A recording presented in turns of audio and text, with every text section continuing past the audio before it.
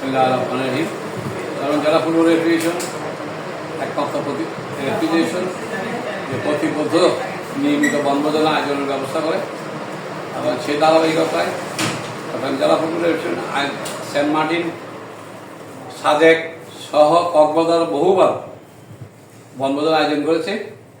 গত বছরে করেছিল খাগড়াছড়ি একদিন ব্যাপী।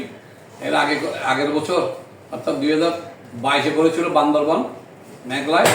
এই চলিত বছর 2025-এ বনভোজন আয়োজনের ব্যবস্থা করেছি রাঙামাটি কেরানি পাহাড়।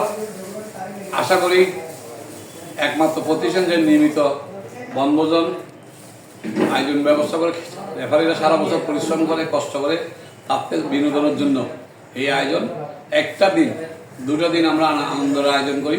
বনভোজন অনেক আকর্ষণীয় থাকবে, রাইফেল ড্র থাকবে, বিভিন্ন রকম খেলাধুলার আয়োজন।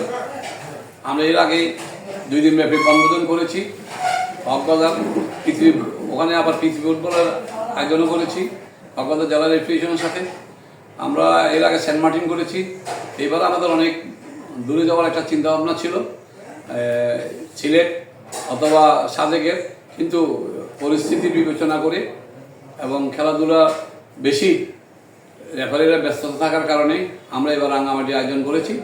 আমি আশা করব সকল স্তরের নির্বাহী কমিটির সাধারণ সদস্য, নিয়মিত রেফারিবৃন্দু ও আজীবন সদস্যবৃন্দু এই বনভোজনে, এই আনন্দ মেলায়, এই রেফারিদের মিলন মেলায় তারা সবাই সহযোগিতা করবে এবং এগিয়ে যাবে আগামী দিনের প্রত্যাশা থাকলো। সবাই সুস্থ থাকবেন, ভালো থাকবেন, নিরাপদ থাকবেন। ধন্যবাদ সবাইকে।